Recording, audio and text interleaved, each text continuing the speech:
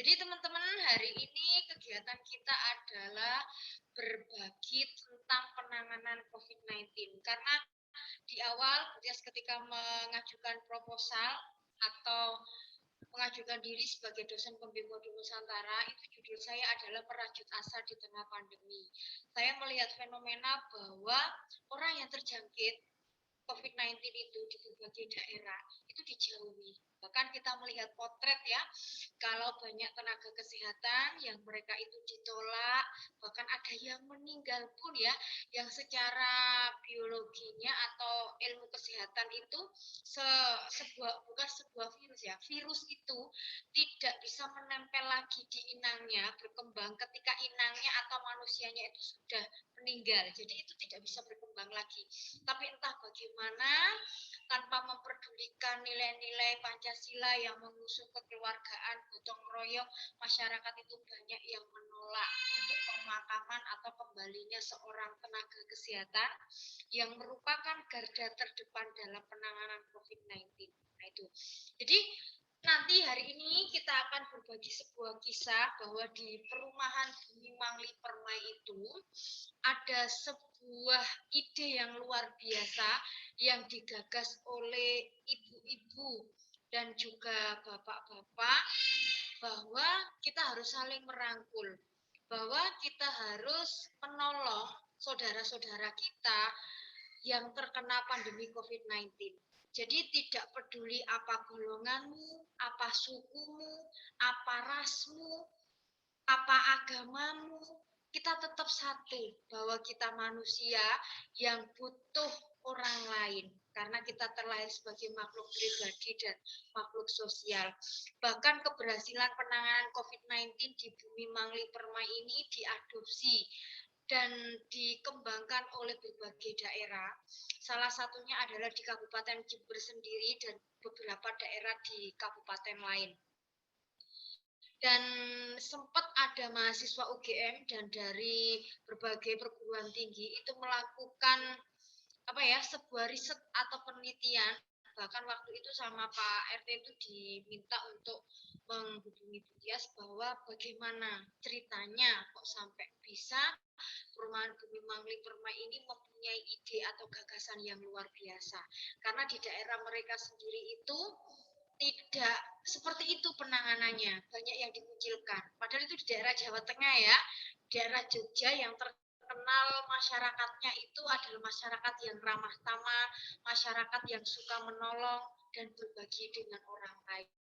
Tapi ketika pandemi ini kita diuji. Satu sisi kita takut kalau kita itu menolong orang, maka kita akan terkena virus tersebut. Tapi di satu sisi sebagai dalam segi kemanusiaan kita harus tetap menolong saudara-saudara kita. Nah, nanti untuk bagaimana detailnya atau sejarahnya atau konteks penanganan COVID-19 di Bumi Mangli Permai itu, saya sudah mengundang Ibu Eka Puji Rahayu yang memang saya minta untuk masuk room meeting ini sekitar jam 18.20.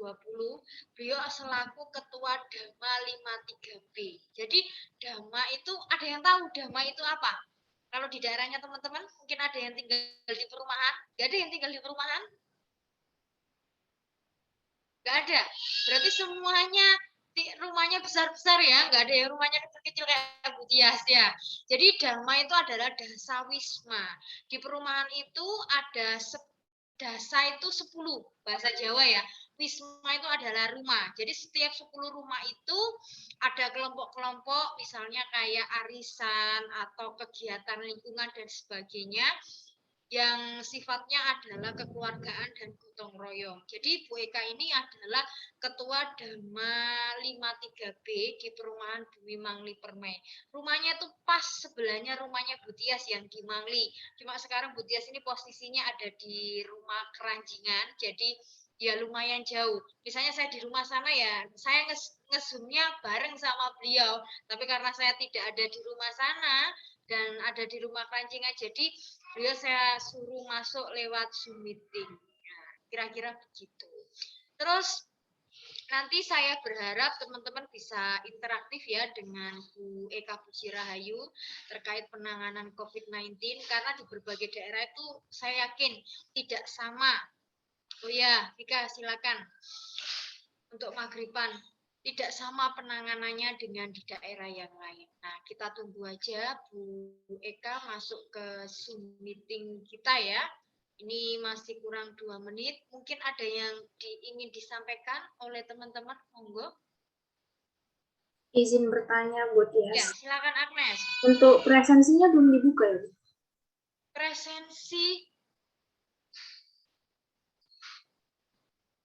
yang biasa buat presensi itu UAIS. UAIS sudah dibuatkan presensi apa belum UAIS? Halo? UAIS ada di sana enggak? Pak ada orangnya tapi enggak ada anunya ini. Mana LO-nya ini ya? Halo, UAIS. Sudah saya buatkan saja ya. Amanda Rizky, jaringannya juga ikut di ya, sebentar, saya buatkan presensinya dulu.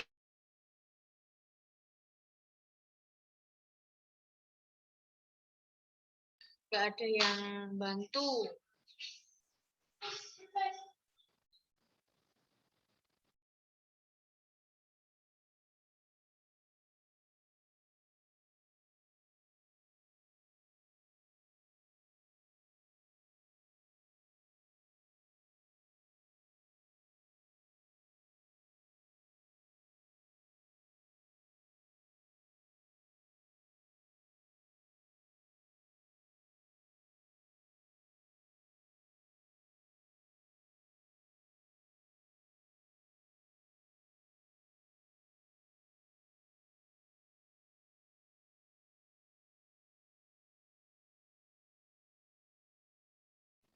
Yang lain mungkin ada yang ingin ditanyakan lagi terkait dengan kontribusi sosial apa sudah ada ya?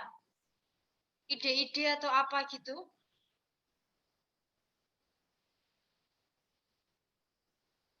Jam 6 PM ini ya.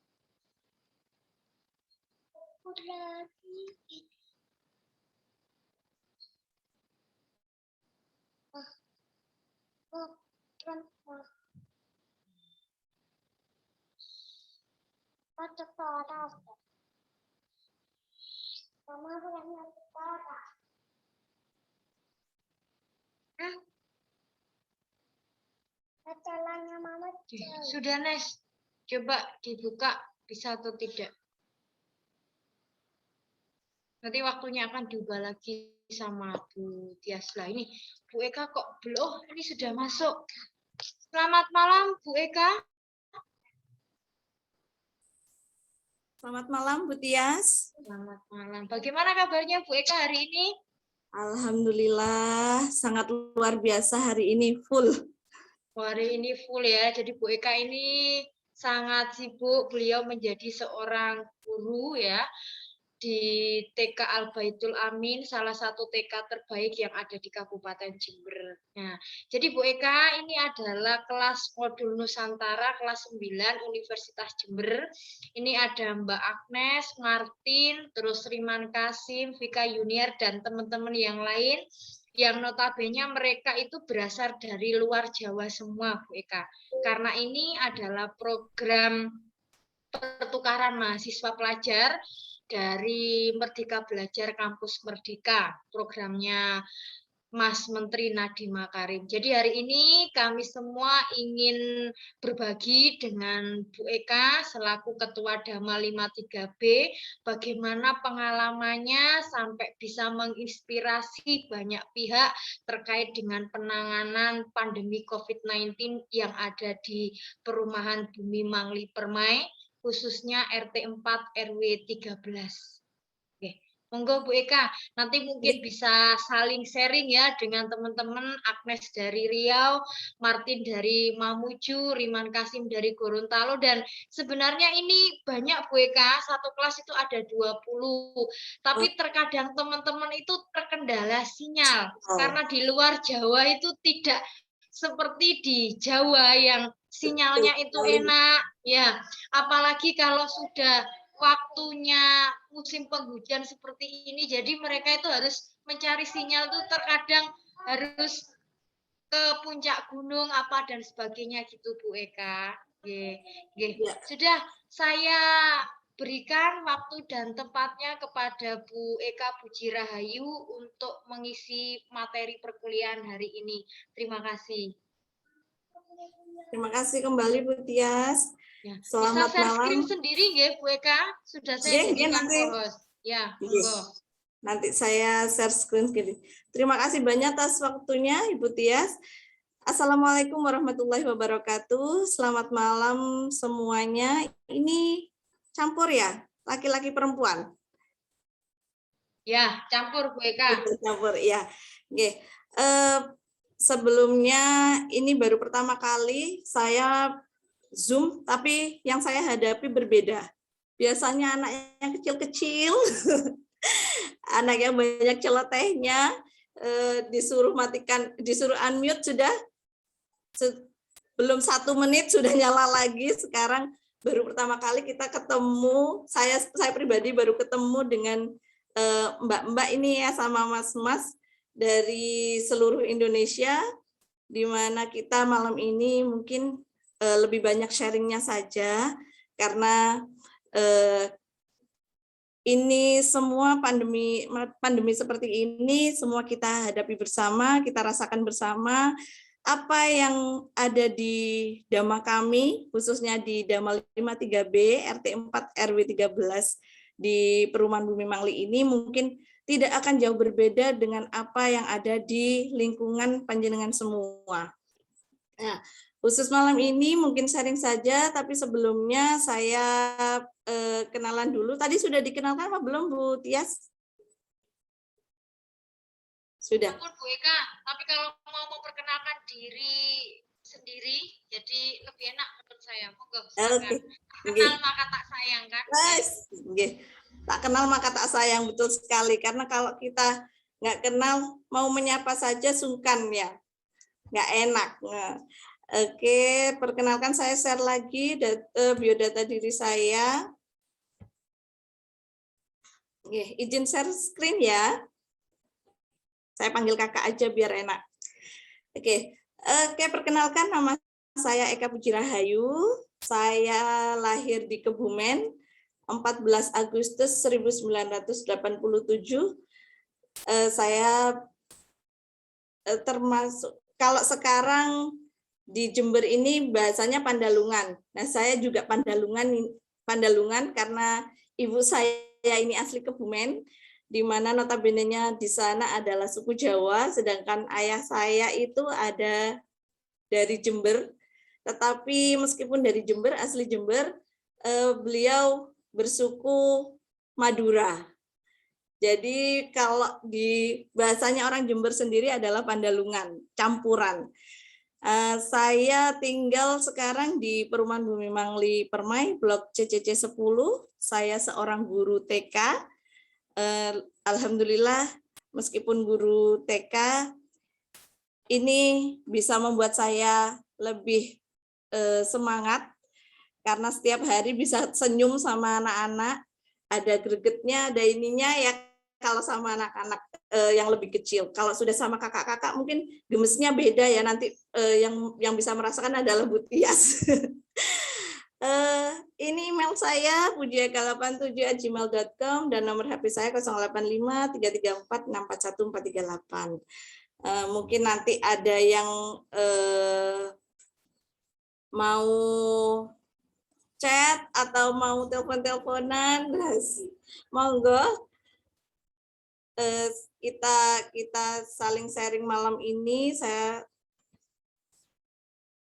di sini cuma mau sharing aja pengalaman, kemudian nanti kita bisa diskusi bersama-sama. Oke, saya izin untuk mulai biar tidak terlalu malam.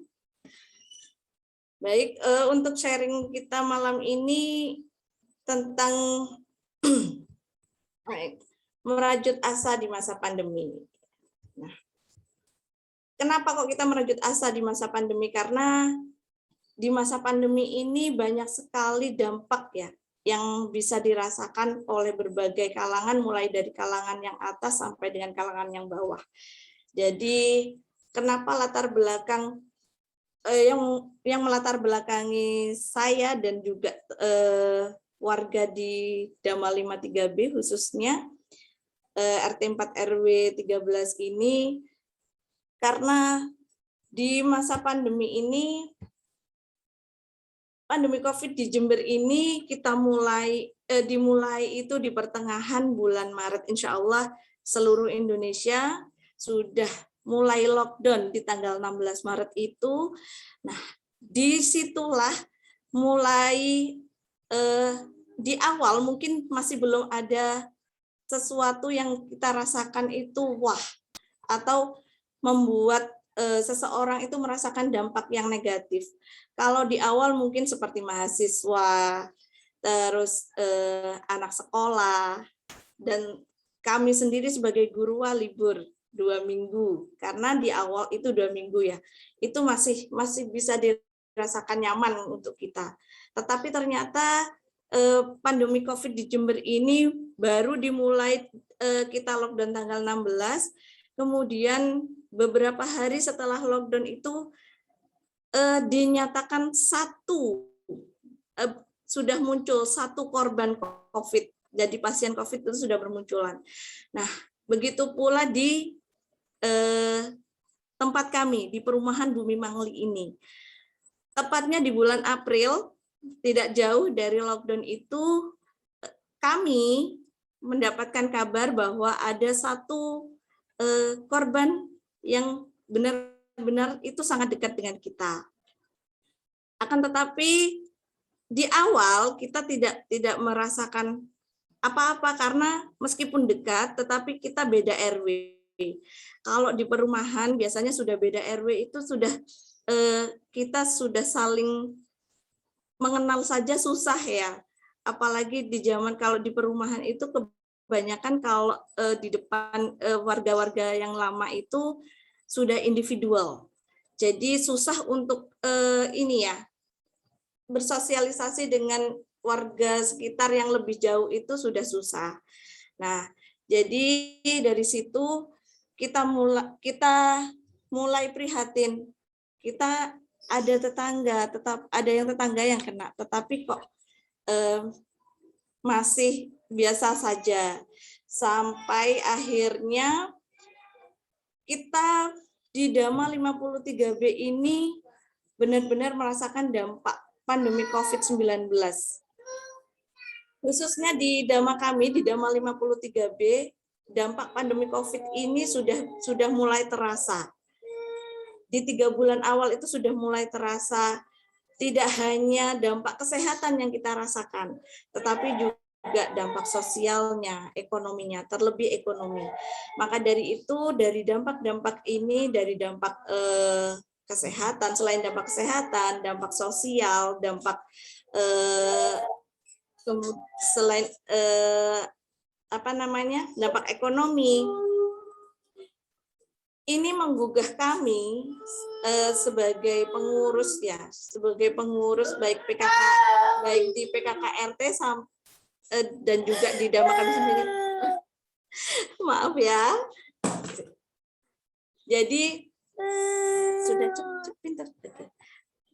Maaf, adik nangis. Maaf ya Kak. Oke, saya lanjutkan. Jadi dampak ini sudah mulai terasa bagi kami. Dan dari situ kami itu tergugah bagaimana ya kita bisa saling membantu, bagaimana ya dampak pandemi ini biar tidak terlalu akhirnya ada perbedaan bagi yang mungkin yang mereka yang bekerjanya sudah dipastikan bahwa mereka ini tiap bulan tetap menerima gaji seperti PNS, kemudian guru dan lain-lain, mungkin yang dia kerjanya masih yayasannya pun masih bisa mengcover semua itu, tidak merasakan dampak ini. Akan tetapi di Dhamma kami, khususnya umumnya di masyarakat BMP, karena masyarakat BMP ini sangat beragam, mulai dari ada yang memang jadi tukang becak, ya Allah adik, nggak parah. Ada yang mulai dari tukang becak, kemudian ada juga yang ojek online, kemudian ada juga yang pedagang, yang kebanyakan mereka ini terdampak, sangat terasa dampaknya untuk dampak ekonominya. Nah, dari dampak ekonomi yang mereka rasakan ini, akhirnya kami pengurus PKKRT punya inisiatif, ayo kita bantu. Tetapi di awal itu kita bingung mau bantu apa dengan orang-orang yang kena dampak ini. Nah, akhirnya kemudian kami juga masih tetap berpikir, tapi kami belum bisa action karena kami juga membutuhkan banyak. Kalau kita action, otomatis kita harus punya banyak banyak waktu. Yang kedua, kita juga harus bisa kerjasama dengan pihak lain seperti Babinsa, karena tidak mungkin kita melakukan ini di luar Satgas Covid, karena di BMP ini merupakan salah satu kampung tangguh COVID-19. Sehingga apapun yang kami lakukan itu harus di bawah pengawasan Satgas Covid. Nah, selain dampak ekonomi, dampak sosial pun sangat terasa, karena di BMP ini sudah mulai banyak bermunculan korban, tidak hanya 1, 2, tetapi sudah banyak sekali. Akhirnya dampak sosialnya pun terasa. Kenapa? Karena pada saat awal pandemi itu kita benar-benar takut ya, mau mendekat itu takut. Nanti kalau saya dekat, wah, saya nanti juga tertular, saya nanti bisa jadi pasien korban berikutnya. Akhirnya dampak itu pun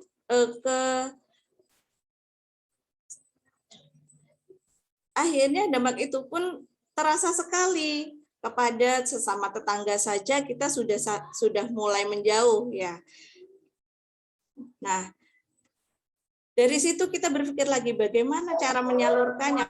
Kalau kita memang bisa action, terus bagaimana kita mau menyalurkan bantuan ini? bagi masyarakat yang benar-benar terkena dampak ini. Tidak hanya dampak ekonomi, dampak sosial sudah terasa, kemudian dampak kesehatan.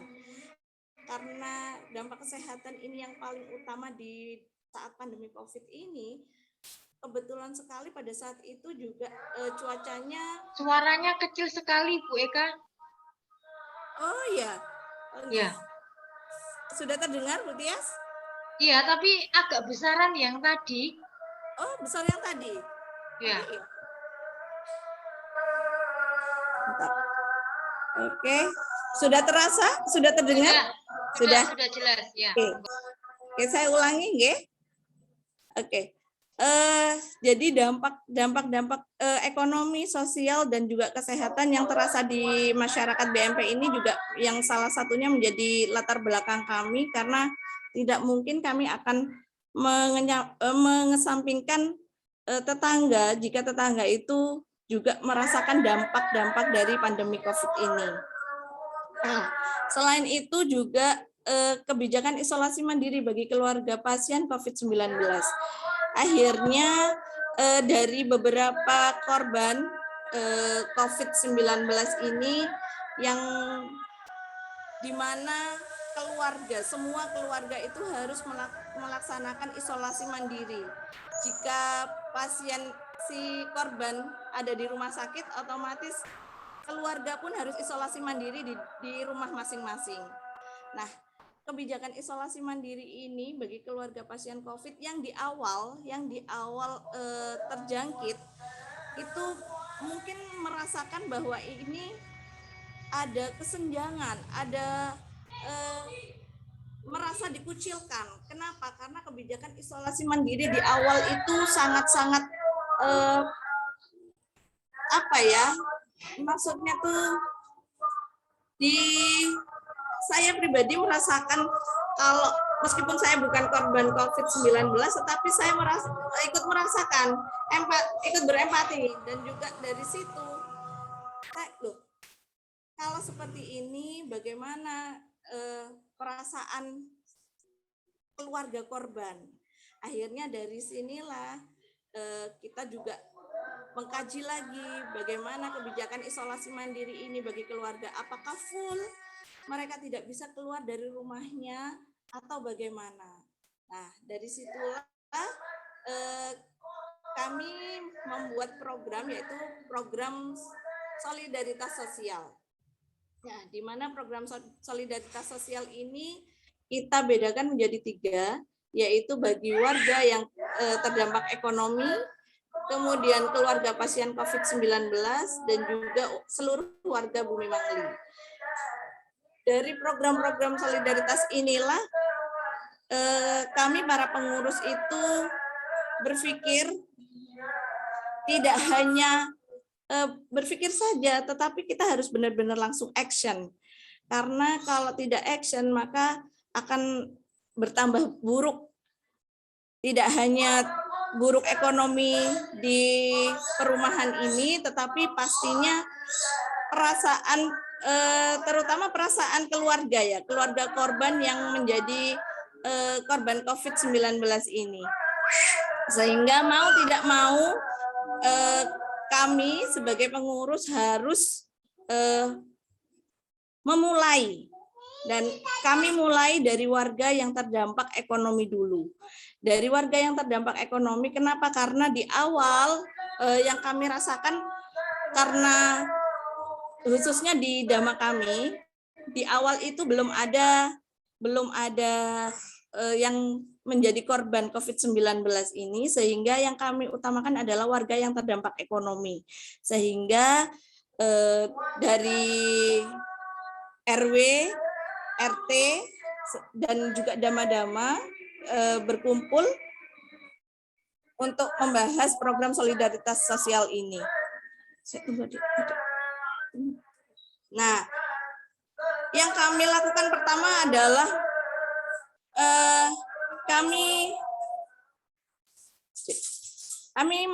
meminta tolong kepada Satgas COVID untuk memberikan surat kepada kami bahwa kami diizinkan pada saat itu di RW 15 itu sudah lockdown dulu, sehingga Bapak RW 13 dan Bapak RT di RT 4 ini meminta izin, meminta surat untuk kami bisa action.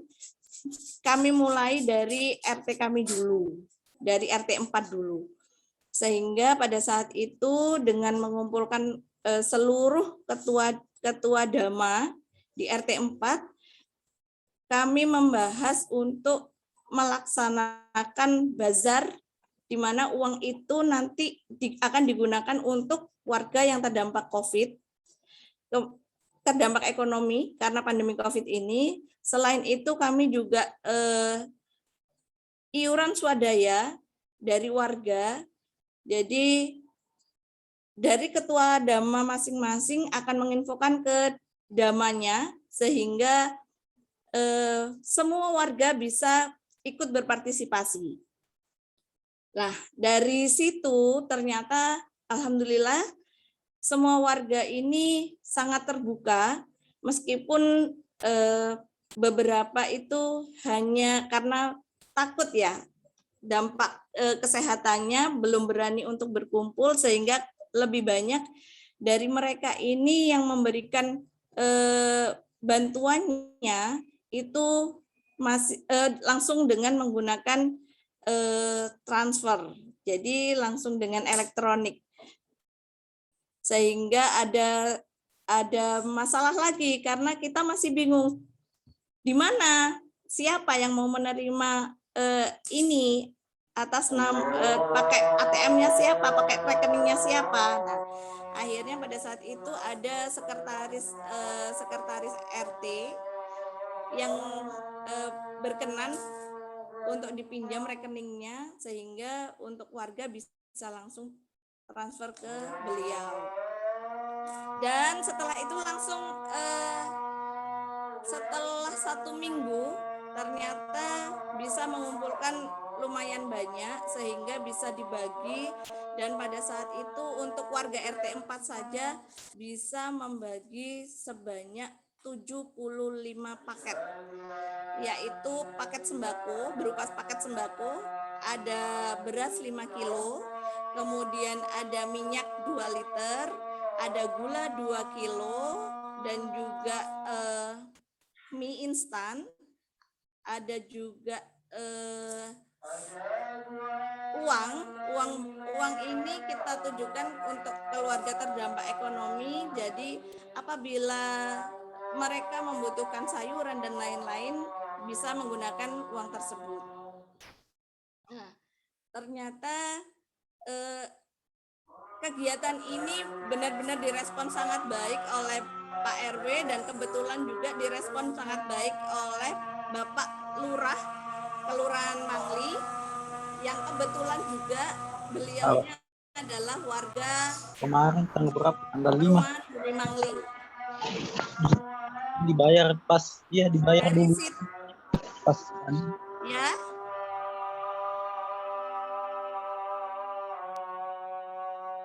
Sudah saya unmute itu Bu Eka. Tadi mungkin kepencet ya. Oke. Dari situ berkembang karena kebetulan di bulan Agustus itu kebetulan juga warga kami sendiri, warga Dama 53B menjadi salah satu korban COVID-19, dan ini pertama kalinya yang ada di RT 4 dan ada di Dama 53B. Sehingga mau tidak mau kita juga harus memikirkan untuk keluarga pasien. Karena kita sudah belajar dari sebelumnya. Jadi dari warga RW yang lain kita belajar bahwa pembiaran keluarga pasien itu sangat tidak etis ya. Karena bagaimanapun juga kita sebagai makhluk sosial harus bisa membantu satu sama lain. Dan apalagi untuk keluarga pasien yang benar-benar harus isolasi mandiri, tidak bisa keluar sendiri untuk membeli makan, untuk belanja dan lain-lain, apa yang mereka butuhkan. Maka dari itu program solidaritas sosial ini berkembang untuk keluarga pasien COVID-19 khususnya RT 4. Jadi kami pengurus PKK dan juga pengurus Dama akhirnya berinisiatif bahwa bantuan yang dari warga tadi, swadaya tadi, kami bagi menjadi 2, yaitu untuk keluarga pasien COVID-19. Akan tetapi banyak penolakan. Di awal banyak penolakan dari warga lain, karena tujuan mereka itu membantu untuk yang terdampak ekonomi. Ada yang menyampaikan seperti itu. Sehingga pada saat itu untuk khususnya pengurus RT, pengurus PKK RT, mengambil kesimpulan bahwa harus ada yang membedakan. Jadi yang untuk keluarga pasien ini seperti apa dan yang untuk terdampak terdampak ekonomi itu seperti apa. Akhirnya saya pribadi mengusulkan bahwa bagaimana jika keluarga pasien ini kita bantu untuk makannya. Jadi untuk kebutuhan makan keluarga pasien kita bantu. Dari mana? Dari warga masing-masing Dama. Sehingga kita buat jadwal. Di RT 4 RW 13 ini semuanya pada saat itu ada 11 Dama, sehingga kami bergantian. 11 Dama ini kami bergantian. Misalkan hari ini Senin, dari Dama kita mulai dari Dama 48, kemudian besoknya 49 dan selanjutnya sampai terakhir. Nah, khusus untuk Dama yang ada pasien COVID-nya ini, yang ada keluarga yang isolasi mandiri ini, maka karena kebetulan itu Dama kami, Dama saya sendiri, jadi saya meminta kepada bendahara untuk mengeluarkan kasnya sehingga membantu keluarga pasien untuk membelikan token listrik dan juga pulsa agar bisa menghubungi suami si korban ini, karena beliau ada di rumah sakit dan pada saat itu kritis, jadi sehingga bisa memantau meskipun dari rumah. Nah, setelah itu, setelah kami keluarkan, ternyata ada beberapa warga dari kami yang memiliki keinginan pribadi untuk membantu, sehingga kami sampaikan terima kasih, dan ternyata bantuan beliau ini tidak hanya untuk keluarga pasien saja, tetapi mengcover, ya nanti ya nak ya. Nanti ya. Nah, maaf ya. Oke, jadi bantuan ini tidak hanya untuk pasien saja, tetapi bantuan ini untuk warga sekitar yang pada saat itu sakit. Jadi pada saat si korban ini masuk rumah sakit, itu ada tetangga yang membantu, dan ternyata tetangga yang membantu ini keluarganya, salah satu keluarga dari yang membantu ini sakit, sehingga dari membantu keluarga tetangga yang sakit juga. Jadi bantuan-bantuan ini untuk keluarga pasien COVID-19 itu juga tersalurkan, dan juga yang terdampak setelah membantu, karena mungkin kalau beliau-beliaunya periksanya ke rumah sakit, mungkin juga dinyatakan beliau-beliau juga positif COVID. Tapi karena beliaunya tetap ada di rumah dan masih kuat, sehingga kami sarankan untuk isolasi mandiri saja. Kalau memang sudah benar-benar sehat, baru boleh keluar. Dan ternyata setelah itu berkembang, tidak hanya satu orang, bahkan sampai pada saat itu sempat dalam satu RT itu kita 12 orang. Nah, dari situ kami benar-benar awalnya kami kebingungan, karena kan harusnya 1 menjadi 12. 12 ini pun terbagi menjadi beberapa keluarga. Bagaimana kami membaginya? Awalnya kami membagi bergantian, kami balik. Kalau dulu di awal misalkan dari 48, nanti untuk keluarga si B dan si C dan si D ini kami balik dari warga yang belakang. Nah, akan tetapi ternyata menemui kesulitan dan banyak miss-nya. Ada yang harusnya hari ini, ternyata hari ini malah kosong. Nah, dari situ kami mengambil kesimpulan, akhirnya pada saat itu juga Ibu Ketua RT itu langsung mengambil kesimpulan bahwa satu dama yang menanggung pasien akhirnya tidak hanya menanggung satu keluarga, tetapi menanggung semua keluarga yang terdampak. Yang awalnya mungkin yang terdampak satu keluarga hanya 2 orang, akhirnya kita membuat kebutuhan makan yang akan kita berikan ke keluarga pasien itu menjadi sebanyak 34 orang. Nah, di situ menjadi satu masalah lagi. Karena kalau kita iuran, misalkan kita iuran 10.000, itu tidak akan mencukupi untuk sekian banyak. Akhirnya dari mana lagi?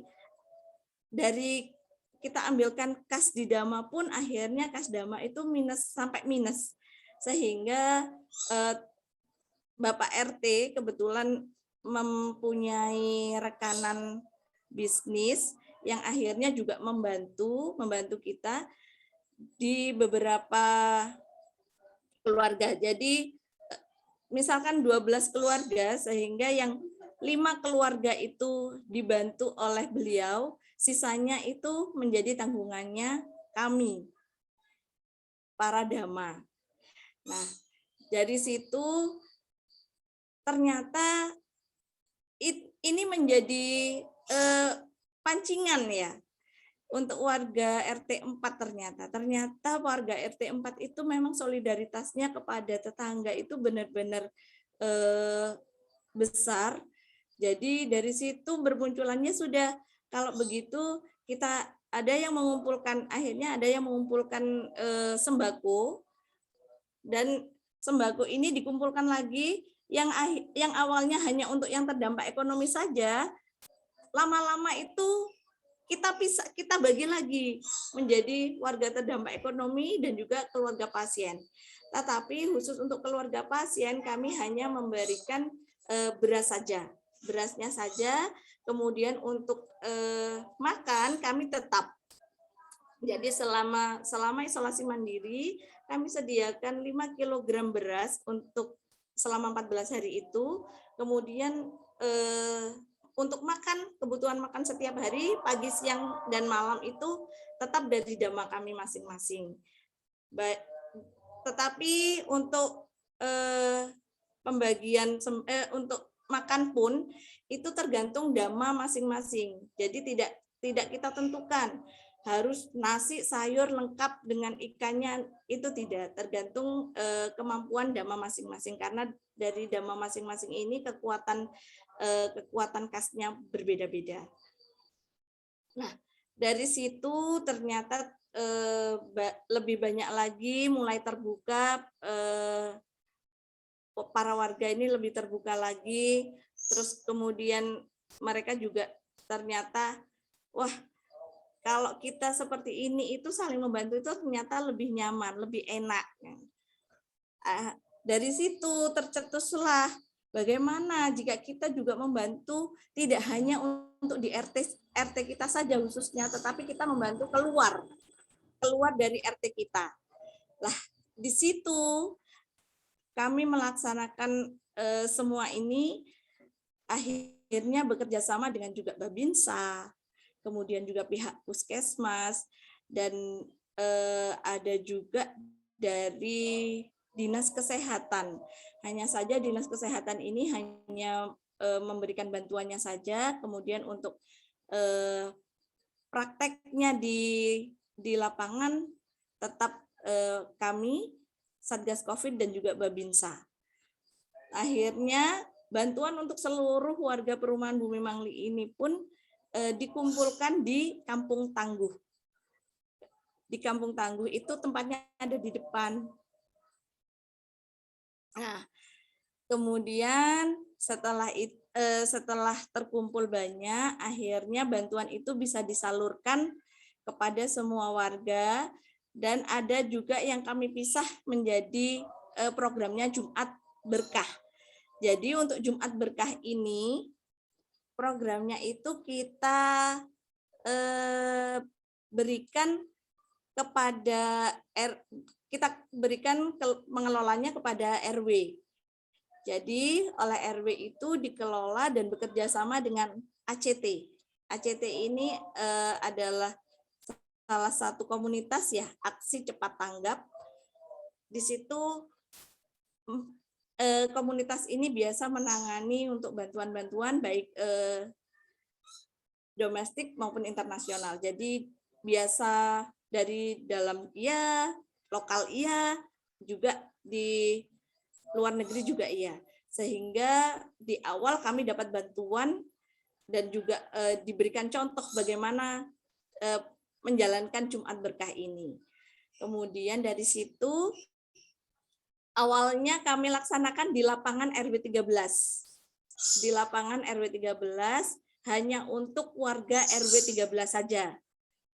Tetapi untuk pengumpulannya ternyata oleh RW itu dibagi, misalkan Jumat ini dalam 1 bulan itu misalkan ada 4 Jumat, jadi Jumat di minggu pertama itu RT 1, Jumat minggu kedua RT 2, minggu ketiga RT 3, dan begitu selanjutnya di Jumat terakhir itu di RT kami, RT 4. Dari situ berkembang sampai akhirnya, alhamdulillah sampai hari ini kegiatan ini, kegiatan Jumat Berkah ini malah sampai di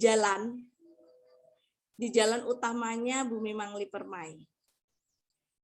Nah, di situ program ini tidak hanya berjalan pada saat Jumat Berkah saja, tetapi selama bulan Ramadan kemarin itu kegiatan Jumat Berkah ini tidak hanya Jumatnya saja, tetapi namanya tetap Jumat Berkah, tetapi kami membagikan takjil itu hampir setiap hari, tetapi tempatnya berbeda. Tidak hanya di Bumi Mangli saja, tetapi kita sudah mulai keluar. Kita sudah memberikannya ke warga luar BMP. Dari kampung sebelah kami, di sebelah kanan dan kiri, kebetulan di kampung sebelah itu lebih banyak warga kurang mampunya, dan juga warga yatim piatunya, akhirnya lebih banyak kami berikan ke sana sampai hari ini. Nah, mungkin itu program solidaritas sosial yang sudah kami laksanakan di sini, dan ini adalah dokumentasi tadi terlewat, ini penyemprotan desinfektan untuk seluruh warga di Bumi Mangli. Dari penyemprotan ini dikhususkan untuk bagi Dama, khususnya Dama dan RT yang ada pasien COVID-nya. Nah, ini juga bekerja sama dengan Babinsa, Puskesmas, Dinas Kesehatan, kemudian juga dengan Koramil, karena kami dekat dengan Koramil. Ini pembagian masker, dan ini bentuk-bentuk sembako yang kami salurkan kepada warga yang, kalau ini untuk sembako yang Jumat Berkah, nggih. Nah, ini yang sudah bekerja sama dengan ACT tadi. Ini sudah mulai di jalan utamanya Bumi Mangli Permai. Kami membagikan tidak hanya sembako, tetapi masker kepada seluruh warga, terutama karena di Bumi Mangli Permai ini juga banyak sekali pemulung ya. Jadi kami bagikan sembako dan masker ini juga untuk para pemulung, karena para pemulung di sini kebanyakan tidak bermasker. Dan untuk menjaga tidak menyebarnya penyakit ini, sehingga kami membagikan masker kepada para pemulung tersebut. Kemudian ini adalah para bapak-bapak kita yang membantu kami, pengurus PKKRT. Beliau yang baju oranye ini adalah Bapak RW kami. Beliau yang sangat cepat tanggap apabila ada sesuatu yang berhubungan dengan warganya. Nah, beliau ini memberikan ini apa ya, semacam rasa terima kasih kepada bapak-bapak ini, bapak-bapak RT dan bapak security yang ada di Perumahan Bumi Mangli yang sudah bekerja sama untuk menegakkan prokes.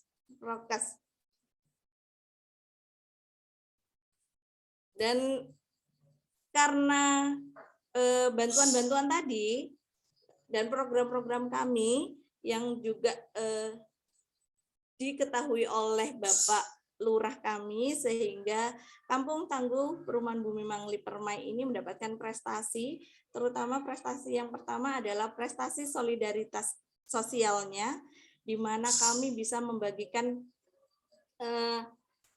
empati dan simpati kami kepada seluruh warga, tidak hanya di kanan kiri kami, tetapi di seluruh Perumahan Bumi Mangli Permai ini.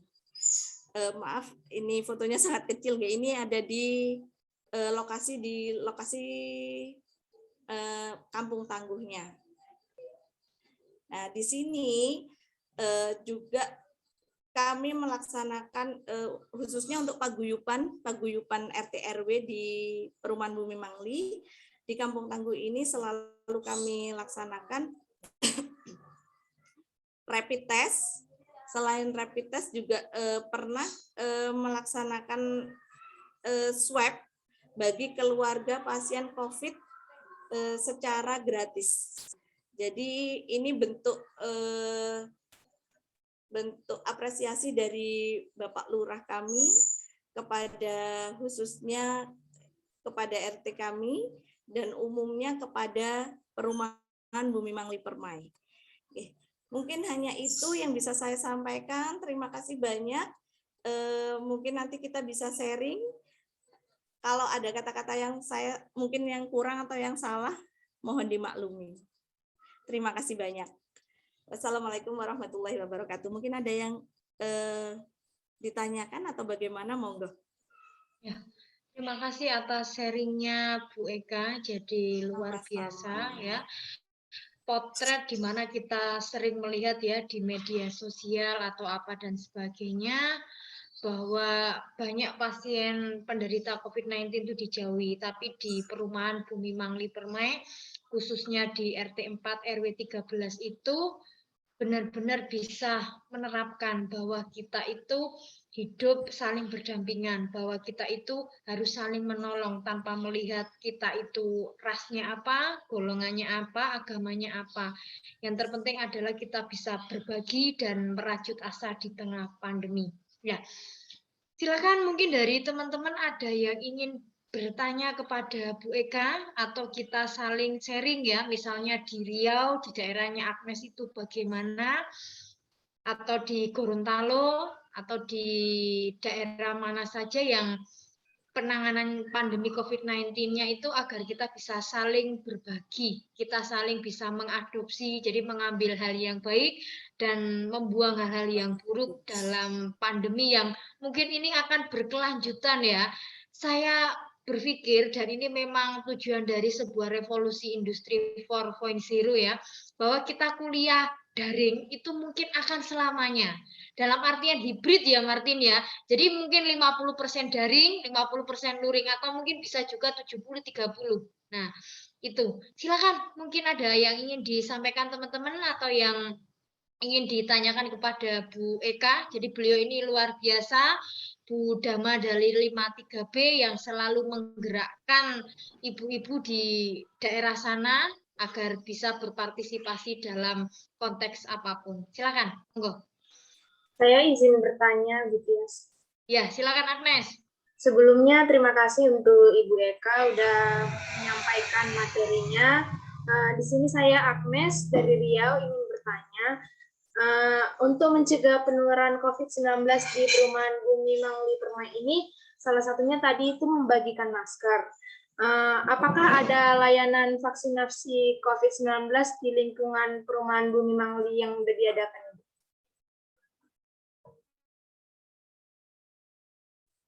Ya, terima kasih Mbak Agnes. Mungkin ada langsung saya jawab saja, nggih, biar nggak lupa. Kebetulan saya nggak pegang bolpen dan buku. Baik, terima kasih Mbak Agnes atas pertanyaannya. Kalau kami membagikan masker, sembako, dan lain-lain, kebetulan kalau untuk vaksinasi baru bisa terlaksana itu kemarin, pada tanggal, kalau tidak salah tanggal 11 kemarin. Bulan kemarin ya, bulan Oktober. Itu ada di lapangan RW 13, karena memang di Jember ini masih masuk level 3. Masih masuk level 3 dalam artian yang mau, yang sudah dengan suka hati ya untuk melaksanakan vaksinasi ini masih sangat sedikit. Maka dari itu kebetulan beliau Bapak RW kita itu mempunyai rekanan, beliaunya juga dokter, sehingga baru kemarin bisa terlaksana vaksinasi gratis di lingkungan RW 13, tepatnya di lapangan RW 13, dan alhamdulillah dari vaksinasi kemarin, kegiatan kemarin itu sudah 200 warga yang mengikuti vaksinasi gratis ini di lapangan RW 13. Akan tetapi memang belum semua warga BMP, khususnya warga Dama kami sendiri pun masih ada yang belum berani, belum mau. Kebetulan 2 orang dari warga kami, yang satu hamil dan yang satu lagi masih anak-anak, jadi belum berani, sehingga dari warga kami sendiri masih ada 2 orang tersebut karena memang segala sesuatu itu dari kemauan. Kalau orangnya belum mau, kalau kita paksa, otomatis ke belakangnya itu tidak akan menjadi hal yang positif. Tetapi nanti akan ada sesuatu di belakang itu yang menjadi dampak negatifnya, apalagi posisinya adalah hamil. Dan kegiatan ini alhamdulillah berjalan sangat lancar. Itu Mbak Agnes, terima kasih. Terima kasih Ibu Ika. Mungkin dari Agnes ada feedback? Sudah cukup Ibu Tias. Ya. Kalau di lingkungannya Agnes sendiri, apakah ada vaksinasi? Sudah Ibu, itu kemarin baru diadakan bulan lalu, di sekitar tanggal 17. Nah, berarti hampir sama ya dengan di BMP. Oke, mungkin yang lain ada yang ingin ditanyakan kepada Bu Eka atau sekedar sharing bagaimana penanganan pandemi COVID-19 di daerahnya teman-teman? Silakan. Riman mungkin atau Martin?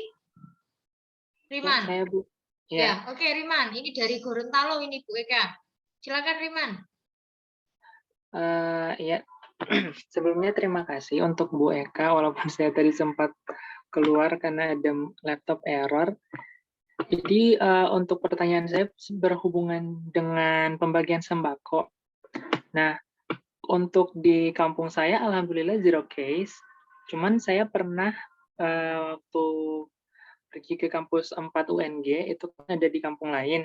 Nah, terus saya sempat nanya-nanya atau berbincang sama pemilik kantin.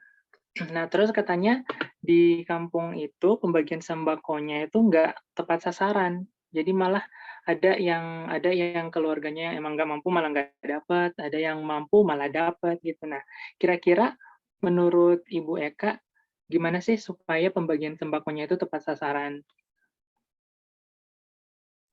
Oke, terima kasih Mas Riman dari Gorontalo. Wah, jauh ini ya. Dan Bu Eka juga punya teman di Gorontalo ini. Baru kemarin kami Zoom untuk pendampingan GTK PAUD. Kebetulan satu kelompok dengan Ibu Guru TK di Gorontalo, salah satu TK di Gorontalo. Begini, memang kebanyakan untuk pembagian sembako ini itu lebih banyak informasi yang saya dapat adalah pembagiannya itu tidak tepat sasaran. Kenapa? Mungkin kalau kami sendiri di RT kami jika ada pembagian sembako seperti ini kami kembalikan lagi ke ketua dama masing-masing. Sehingga ketua damalah yang memilih siapa sih dari warganya itu yang benar-benar membutuhkan. Karena yang tahu orang ini membutuhkan atau tidak adalah tetangga terdekat. Tetangga terdekat ini akan mengerti, oh meskipun mungkin rumah beliau yang ditempati itu besar, tetapi belum tentu keadaan ekonominya beliau ini mampu. Nah, sehingga mau tidak mau, kami kembalikan lagi ke tetangga, dan tetangga ini yang akan memberikan kami informasi dari warga Dama 53B, menurut ketua damanya, siapa warganya yang membutuhkan. Kemudian dari warga Dama 53A siapa? Dari ini siapa? Ada Dama yang membutuhkan sembako itu lebih banyak. Tetapi ada juga warga Dama yang sama sekali di Dama tersebut tidak ada yang membutuhkan. Sehingga dari warga Dama yang tidak ada ini, yang tidak ada yang membutuhkan ini, kami lempar ke Dama yang lain dalam satu RT jika masih ada, tetapi jika tidak ada, kita lempar ke RT lain, sehingga kita kerjasamanya dengan RT sekitar kita. Jadi seperti itu, Mas Riman. Terima kasih. Berarti, ya, berarti harus dilakukan pendataan terlebih dahulu ya, Bu? Iya, betul sekali. Harus kita data dulu. Tetapi untuk pendataannya, jika di RT kami itu tidak terlalu lama ya, karena kami ada grup, kita manfaatkan grup WhatsApp tersebut. Kami ada grup WhatsApp itu untuk pengurus itu ada 3. Yang pertama ada pengurus Dama sendiri dari seluruh RT. Di situ isinya adalah dari ketua Dama, sekretaris dan juga bendahara. Kemudian ada juga grupnya koordinasi. Nah, grup koordinasi ini isinya hanya ketua Dama saja, di mana grup koordinasi inilah yang sangat berperan penting untuk semua kegiatan yang ada di di lingkungan RT 4 ini.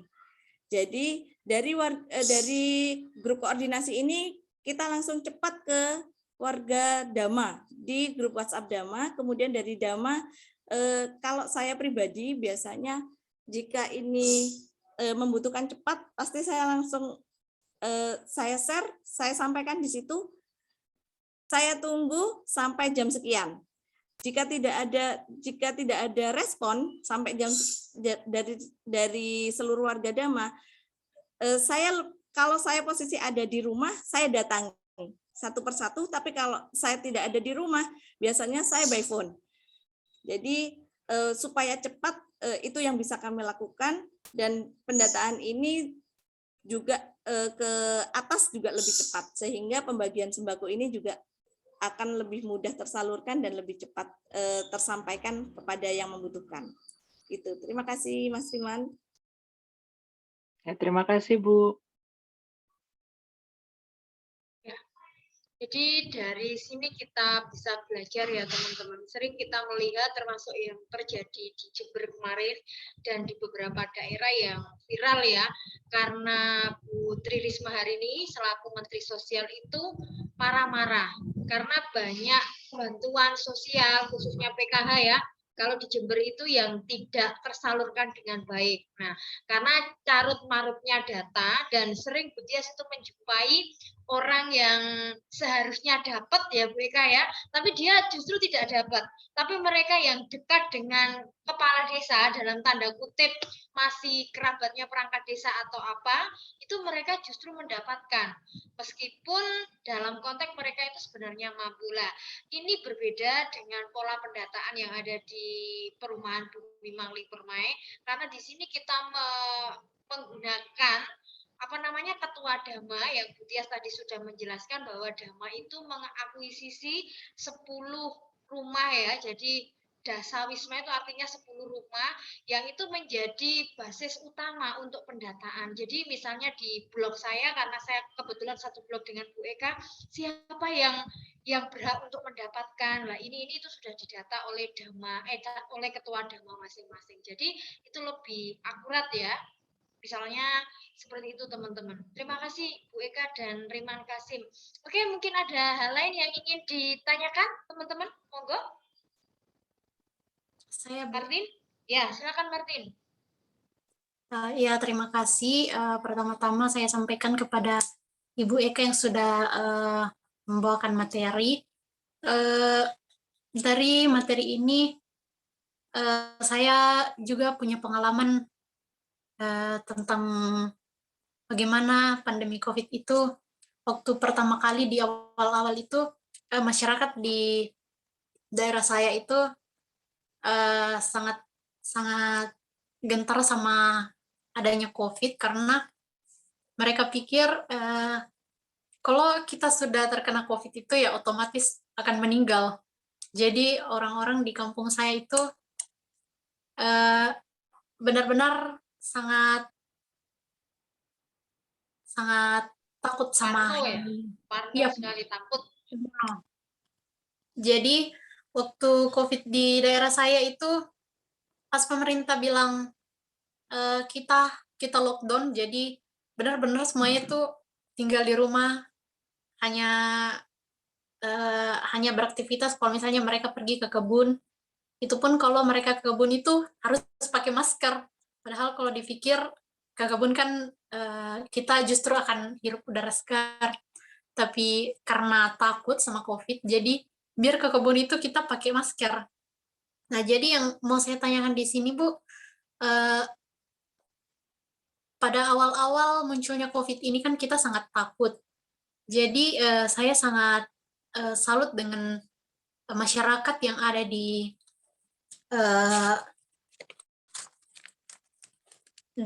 perumahan Bumi Mangli Permai ini karena mereka itu tidak merasa bahwa ini adalah suatu hal yang sangat ditakuti. Jadi yang saya mau tanyakan apa saja cara yang dilakukan oleh khususnya para pengurus dasawisma di sana untuk menghindari risiko penularan COVID-19 yang kita kan tahu kalau misalnya kita merawat, memberikan bantuan kepada teman-teman atau tetangga kita yang sudah terdampak COVID, itu kan bisa berisiko untuk kita tertular. Jadi, apa saja cara untuk menghindari risiko penularan COVID-19 tersebut? Jadi seperti itu, Bu. Terima kasih, Mbak Martin.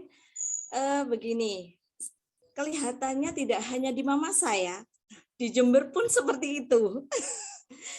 Khususnya di perumahan Bumi Mangli ini. Di awal COVID-19 ini, saya rasa tidak ada orang yang tidak takut kecuali orang-orang yang dalam tanda kutip bandel. Ya, saya pribadi pun takut, apalagi pada saat COVID ini khususnya di Dama kami itu adalah korban pasien pertama. Jadi korban pertama yang ada di RT 4 itu ada di Dama kami. Dan itu tidak jauh dari rumah saya. Benar-benar hanya di depan rumah sebelah timur, di mana salah satu pengantar ke rumah sakit pada saat korban COVID-19 ini adalah suami saya. Si korban ini termasuk orang yang besar ya, jadi tidak bisa itu kami misal posisinya sudah pingsan dari rumah, jadi tidak mungkin kita itu biarkan naik ke mobil suruh jalan sendiri, itu kan tidak mungkin ya. Akhirnya mau tidak mau kita membutuhkan bantuan, dan bantuan itu tidak cukup hanya 1 atau 2 orang, kita butuh 5 orang untuk mengangkat 1 orang tersebut. Masuk ke dalam mobil, baru kami antar ke rumah sakit. Ternyata di rumah sakit itu pun kami masih kesulitan meskipun sudah ada perawat. Akhirnya sama perawat itu setelah didorong ya, pakai bednya, sudah pakai bednya ini, otomatis harus kita angkat lagi. Nah, kita angkat lagi. Di situ otomatis kita terjadi kontak. Nah, kontak betul, kontak ini yang melakukan kontak adalah suami saya. Tapi setelah pulang, karena kita belum berpikiran tetangga kami ini akan sakit COVID ya. Jadi pulang itu ya nggak cuci tangan, kemudian ya main sama anak-anak dan juga sama saya. Sampai akhirnya 3 hari setelah kami antar ke rumah sakit itu, saya pertama kali dihubungi oleh Ibu RT. Kebetulan Ibu RT ini seorang nakes. Beliaunya tidak bekerja di rumah sakit tetangga saya, tetapi ada nakes tetangga kami juga salah satunya itu yang bekerja di rumah sakit tersebut, mengabarkan kepada pengurus RT, khususnya Pak RT dan Bu RT, itu menyampaikan bahwa Bapak ini ternyata positif COVID. Nah, di situ semuanya takut. Karena kebetulan sekali pada saat itu semua yang membantu mengangkat beliau ke mobil sampai ke rumah sakit, salah satu keluarganya itu sakit, termasuk anak saya yang kecil. Si adik itu pada saat itu belum genap 2 tahun, jadi masih 1 tahun 8 bulan. Itu sakit, batuk, panas, dan pilek. Nah, kemudian dari situ kami sudah ketakutan sendiri. Punya rasa takut sendiri. Rasa takut yang sangat besar. Oh iya sayang, iya. Iya. Maaf ya Mbak Martin, ini ada iklan sebentar. Dari situ kami punya ketakutan masing-masing. Keluarga saya takut, keluarga tetangga yang lain membantu, yang sakit-sakit pun takut. Ada ketakutan di situ. Kemudian di situ juga terjadi seperti kalau ini perang argumentasi ya di grup koordinasi pengurus dan juga grup PKK waktu itu. Nah, dhamma kami itu dipojokkan karena memang sebelumnya ada kejadian. Jadi sebelum kejadian ini tepatnya pada saat itu tanggal 23 Agustus dan 1 minggu sebelumnya itu tepat di tanggal 17 Agustus itu warga dhamma kami, khususnya warga dhamma kami itu melaksanakan lomba, di mana lomba itu ada beberapa lomba. Nah, akhirnya itu menjadi salah satu senjata ya bagi Ibu RT, Ibu RW, dan juga warga yang lain untuk menyalahkan dhamma kami. Di situ rasa takut itu semakin besar. Nggak ada yang berani mau keluar, itu nggak berani. Sampai Bapak RW itu datang ke dhamma kami, menyampaikan, tolong untuk warga sini, saya minta tolong jangan keluar rumah. Silahkan tetap di dalam rumah. Silahkan di dalam rumah tetap memakai masker. Halo, di dalam rumah kita pakai masker untuk apa? Dan kebetulan warga dhamma kami ini, khususnya untuk bapak-bapaknya ya, ini termasuk orang-orang yang dalam tanda kutip itu bandel banget. Sudah dihimbau berkali-kali tetap, sehingga pada saat itu mau tidak mau yang kena dampaknya awal itu adalah keluarga si pasien. Dari situ tidak hanya dampak psikis yang dirasakan, tetapi bantuan di awal itu juga sangat kentara. Jadi orang itu takut mau ngasih bantuan yang awal itu takut. Sampai akhirnya saya ginikan, sudah gini saja Bu, kalau memang mau memberikan konsumsinya bisa dicantolkan saja di pagarnya di depan, nanti biar si istri sama anak pasien ini yang mengambil sendiri. Karena beberapa dhamma itu takut, akhirnya dititipkannya itu ke rumah. Jadi mau tidak mau saya yang mengantarkan ke sana. Dan saya langsung gini loh, ikilah aku kok mari ngene sing kena sampai berpikir loh, saya sendiri yang kena nanti ya apa? Ada ketakutan itu, tetapi pada saat saya sendiri mengantar ke sana, kemudian melihat si istri pasien ini dengan anak itu matanya sembab, kemudian sudah tambah kurus, padahal masih berjalan 3 hari. Itu saya sudah di hati itu sudah, ya Allah kok sampai gini ya, berarti saya salah gitu. Akhirnya mau tidak mau saya awali dari saya dulu, kemudian kebetulan waktu itu ada ketua Dhamma yang lama, saya sampaikan, ya apa ini, kita tidak bisa seperti ini, mau tidak mau pasti psikisnya kena, saya gitu. Ya sudah, akhirnya pada saat itu kita jembatani untuk beberapa dhamma yang ini, oke, kalau mau ke dhamma kami prokesnya harus benar-benar lengkap, harus pakai masker, harus ini. Kalau memang masih takut bisa diberikan kepada saya sampaikan di grup koordinasi maupun di grup PKK. Kemudian setelah itu baru setelah berjalan 10 hari baru warga yang lain ini sudah mulai terbuka. Jadi oh iya ya Mbak ya, kasihan ya Mbak ya. Akhirnya dari dhamma-dhamma yang lain itu baru mulai memberikannya sendiri kepada beliau. Dan dari situ kita mulai juga dari keluarga kita masing-masing, prokesnya harus, dan nggak boleh otomatis kalau mau keluar itu pun mau berangkat, terutama ada tetangga saya karena saking proteknya sama suami, jadi sampai disemprot sampai pakai disinfektan. Itu benar-benar kejadian, dan kalau sampai sekarang kalau diingatkan ya menjadi sebuah lelucon buat kami gitu.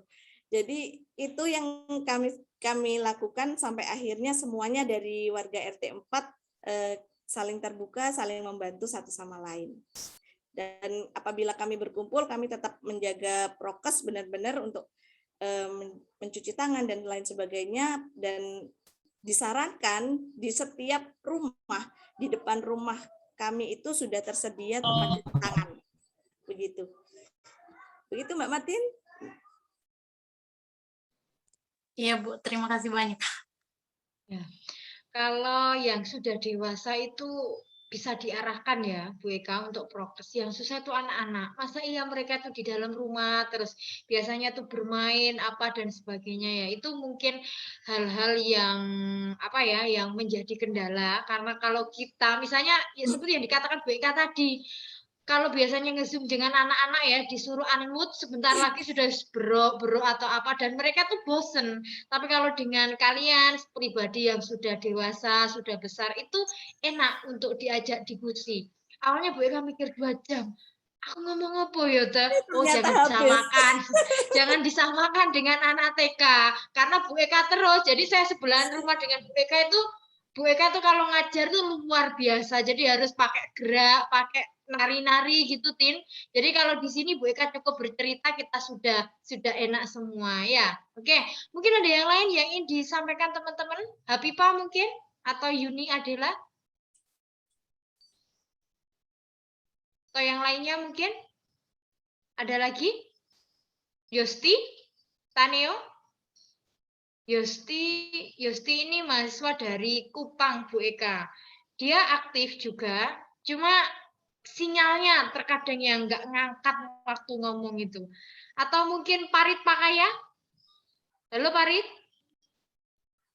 Ada lagi yang ingin ditanyakan? Monggo. Atau sekedar sharing bagaimana? Atau sekedar sharing juga monggo. Mungkin bisa nanti kalau sharingnya teman-teman di sini mungkin lebih ada yang bagus, mungkin bisa kita adopsi.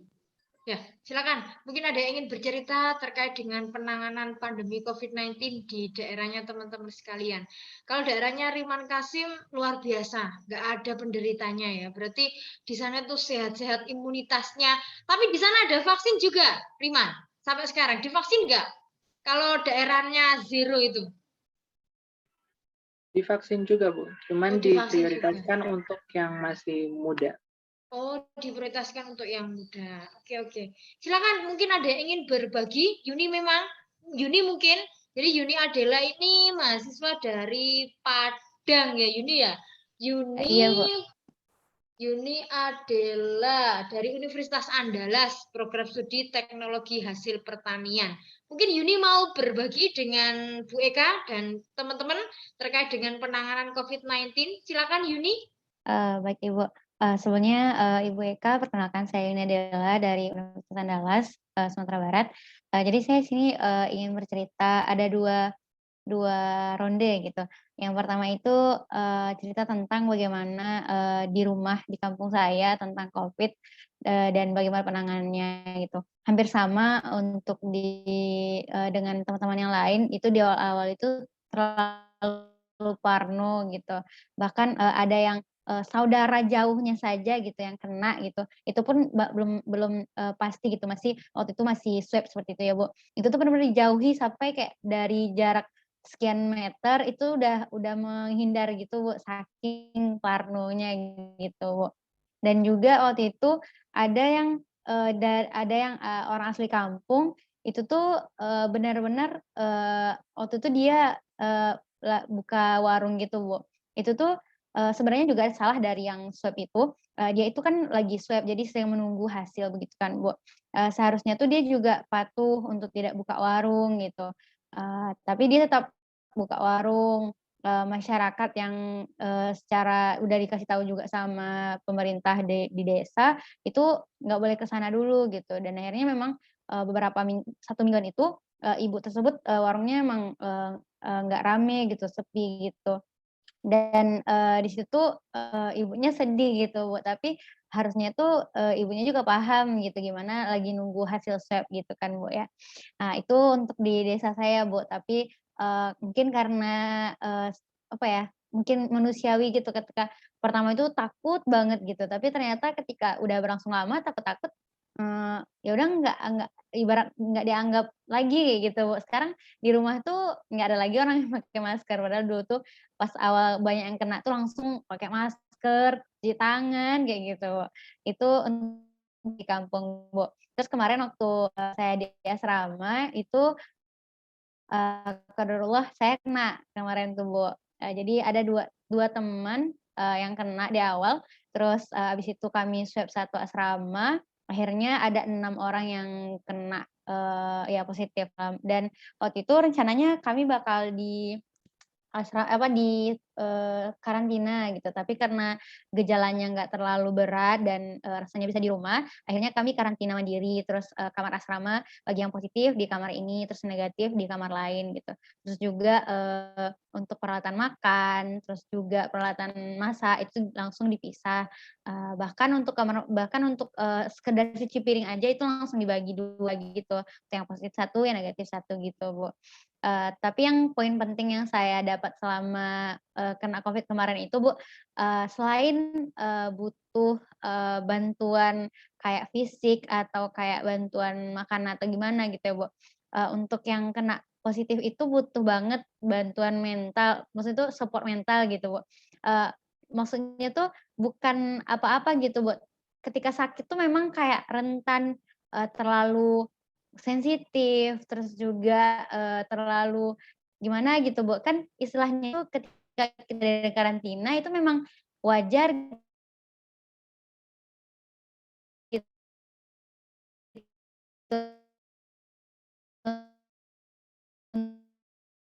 untuk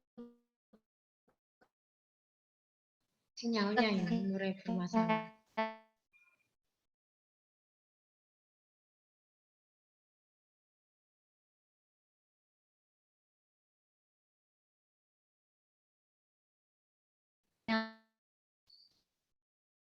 maaf Ibu tadi terputus. Sampai mana tadi, Bu? Sampai mana ayo? Ya gitu, Bu, pokoknya, selama, sakit kemarin itu selain fisik kita yang sakit, terkadang, hati kita juga lemah gitu. Jadi kayak ngerasa, terlalu terlalu peka sebenarnya, Bu, gitu. Jadi kayak ngerasa teman-teman itu seakan-akan nggak peduli gitu, padahal memang apalagi yang bisa dipedulikan memang harus jaga jarak dan juga, harus membatasi kegiatan gitu, Bu. Mungkin itu aja dari Ela, Bu, dikembalikan Ibu. Terima kasih, Bu.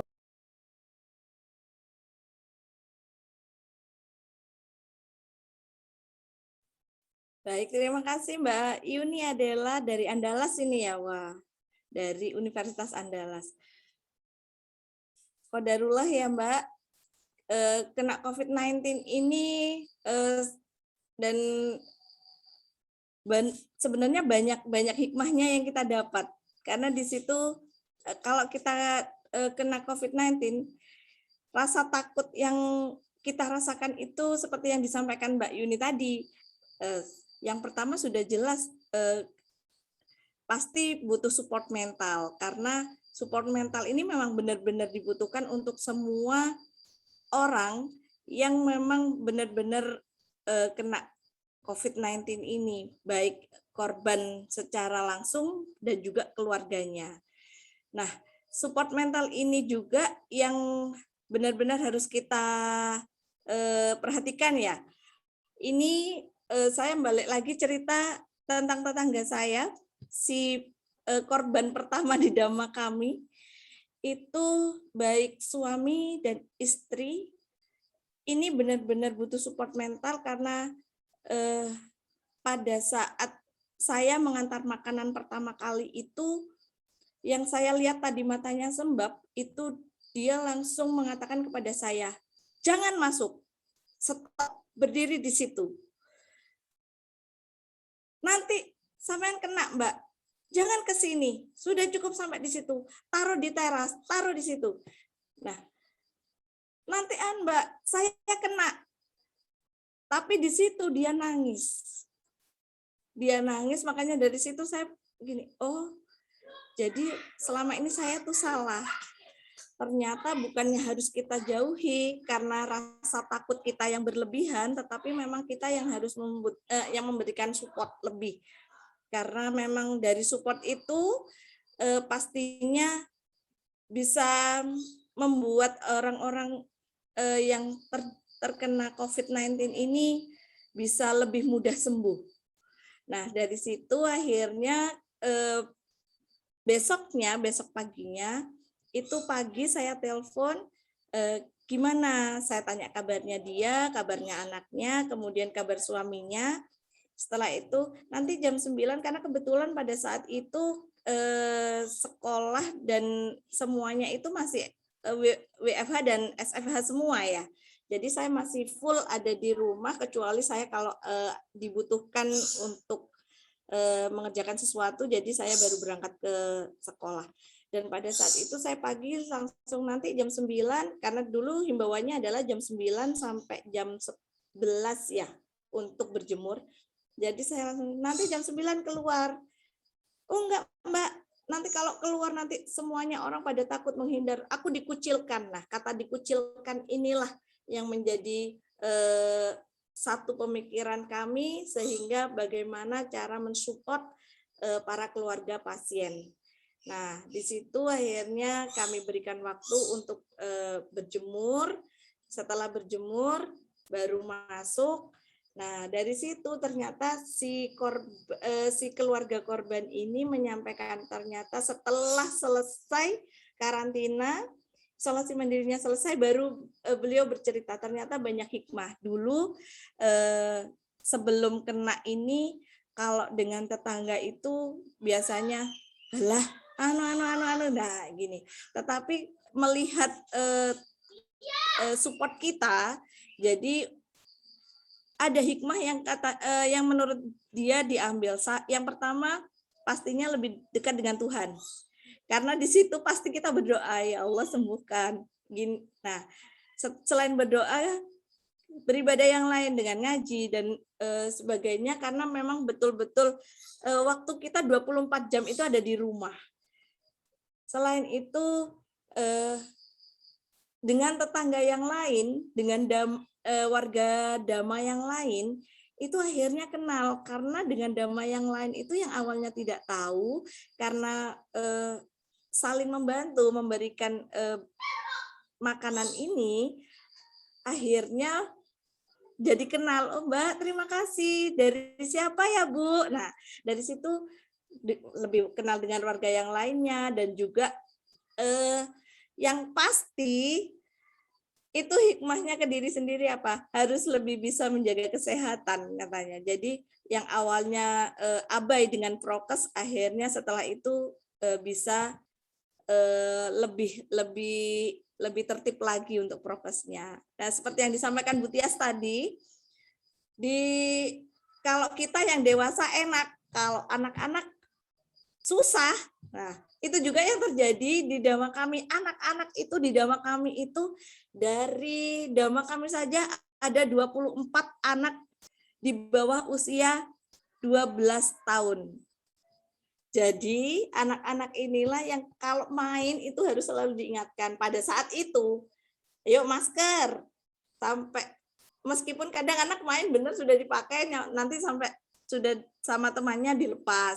Nah, itu yang menjadi salah satu masalah buat kami, tetapi kami bisa saling mengingatkan, meskipun misalkan anak saya main di tempatnya tetangga, nanti tetangga yang mengingatkan, dan begitu seterusnya, dan sampai akhirnya lama-kelamaan yang seperti disampaikan Mbak Yuni tadi, akhirnya lama-lama itu kita juga sudah terbiasa dengan COVID-19 ini, tidak takut lagi.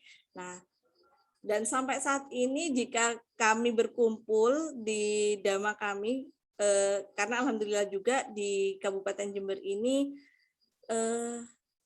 sudah sangat sedikit sekali ya, sudah sangat jauh, tidak seperti dulu lagi untuk perkembangan penyebarannya. Jadi kami sekarang kalau keluar tidak selalu menggunakan masker, tetapi paling tidak kami masih bisa menjaga jarak meskipun tidak seperti dulu lagi bisa sampai 2 meter ya. Apalagi kalau yang sudah sampai kena setelah dinyatakan positif COVID itu pasti sudah dari jauh sudah, wah ini harus jauh nih, ngobrol juga dari jauh. Nah, tapi untuk sekarang ini alhamdulillah karena sudah mungkin terbiasa jadi lebih enak, lebih dekat lagi. Ya, itu saja mungkin, atau ada yang lain? Mungkin ada yang lain ya, silakan Hafifah. Ya, makasih Bu. Sebenarnya Hafifah pengen cerita sedikit nih Bu. Waktu di tempat tinggal Hafifah, di daerah Hafifah itu ada kejadian yang keluarganya menolak untuk dimakamkan secara protokol gitu Bu. Bentar Ibu.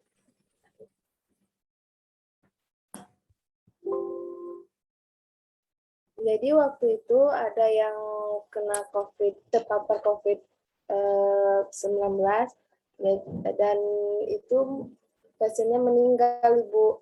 Nah, waktu pasiennya meninggal, keluarganya menolak untuk dimakamkan secara protokol kesehatan gitu, secara COVID gitu. Nah, waktu karena keluarganya menolak, jadi waktu itu keluarganya ngambil paksa pasiennya, mengambil pasiennya secara paksa gitu Bu. Jadi waktu itu jenazahnya itu Bu digendong kalau nggak salah 3 orang yang menggendongnya Bu, 3 orang itu digendong pakai motor gitu Bu. Ya pakai motor. Nah, dan itu korbannya dewasa. Iya Bu, jenazahnya dewasa Ibu. Jenazahnya dewasa waktu itu. Dan itu digendong karena kebetulan juga itu kan tempat tinggalnya itu kan lebih ke arah pedalaman gitu Bu. Nah, dan di situ pihak rumah sakit pun tidak berani ngambil keputusan juga. Jadi ya udah gitu, terserah keluarga aja gitu Bu. Nah, kata keluarganya gini, itu nggak ada yang namanya COVID-19 gitu. Kalau orangnya udah meninggal ya udah gitu. Virusnya nggak bakalan menyebar juga, katanya gitu Bu. Tanggapannya gitu. Waktu itu digendong sama 3 orang pemuda dan dibawa secara paksa aja gitu. Dan pihak rumah sakit pun tidak berani ngambil keputusan apa-apa juga gitu. Ya udah terserah keluarga aja gitu Bu. Nah, di situ juga waktu sebelum kejadian itu pernah juga itu ibunya teman Hafifah itu dia meninggal karena virus COVID juga Bu.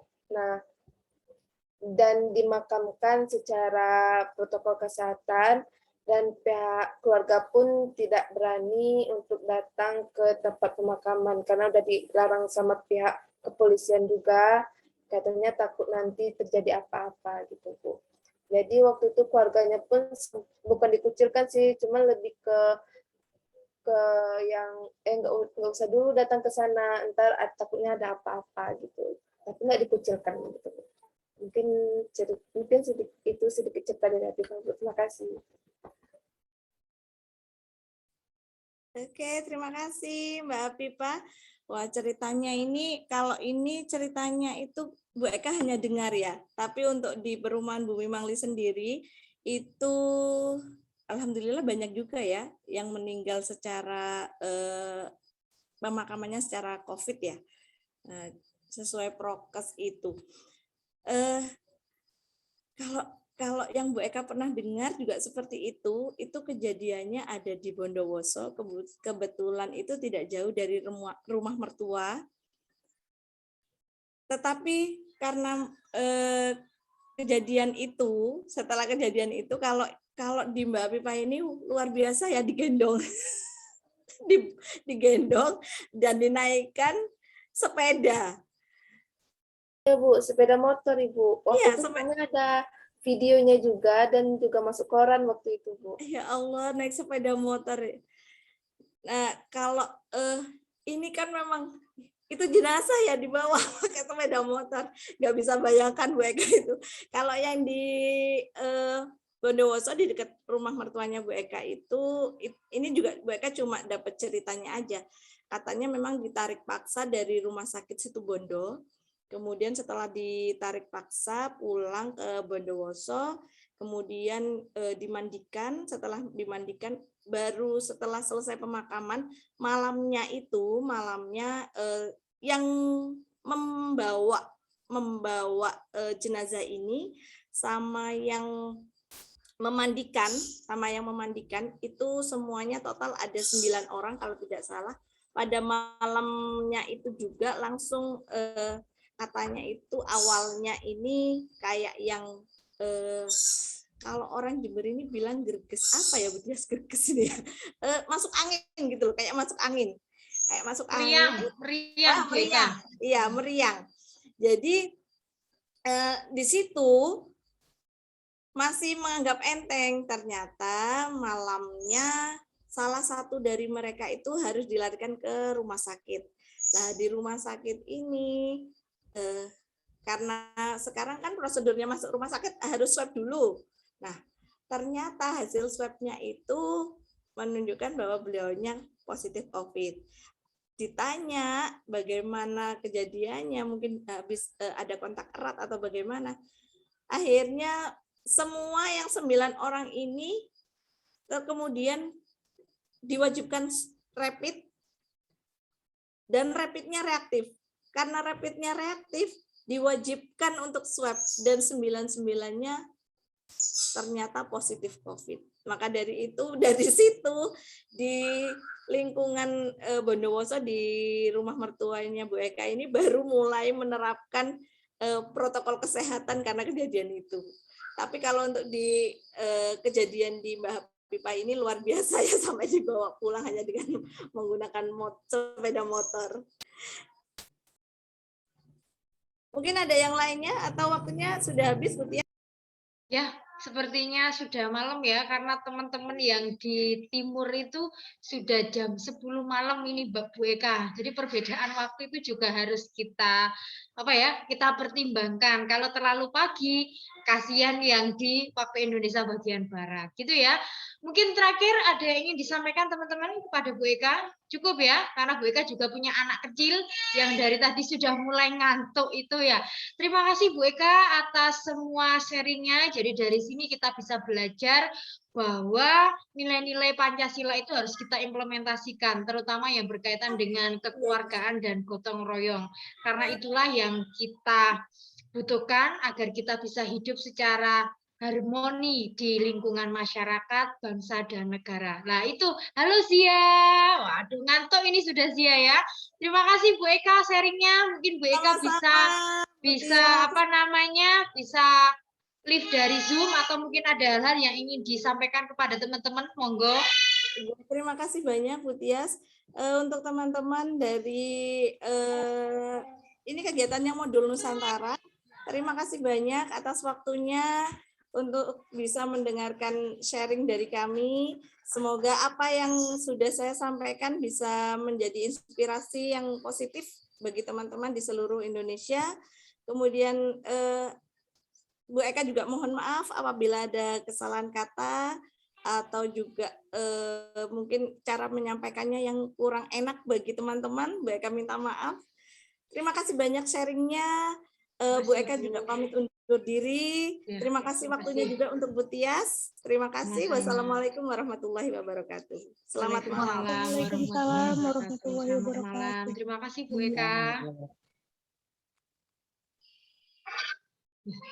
Itulah teman-teman, jadi sharing kita terkait penanganan pandemi COVID-19 ya, dan banyak kisah sebenarnya, salah satunya di lingkungannya Habibah ya, yang luar biasa, bahkan di Jember itu juga pernah masuk portal berita online ya, dan viral, karena saat itu ada sebuah jenazah, khususnya di RSUD Kalisat, yang dijemput paksa, sampai melakukan demo satu desa, bukan satu keluarga, satu desa, karena mereka tidak percaya adanya pandemi COVID-19. Disangkanya itu adalah akal-akalannya rumah sakit, pihak rumah sakit meng-COVID-kan masyarakat ya, agar mereka itu mendapatkan dana bantuan. Nah, itulah hal-hal yang membedakan. Bagaimana saya sering bilang kepada mahasiswa saya, apa sih yang membedakan kita orang yang pernah menempuh pendidikan tinggi dengan tidak, itu adalah mindset. Bukan kita berasal dari desa atau kota, bukan kita berasal dari Jawa atau luar Jawa,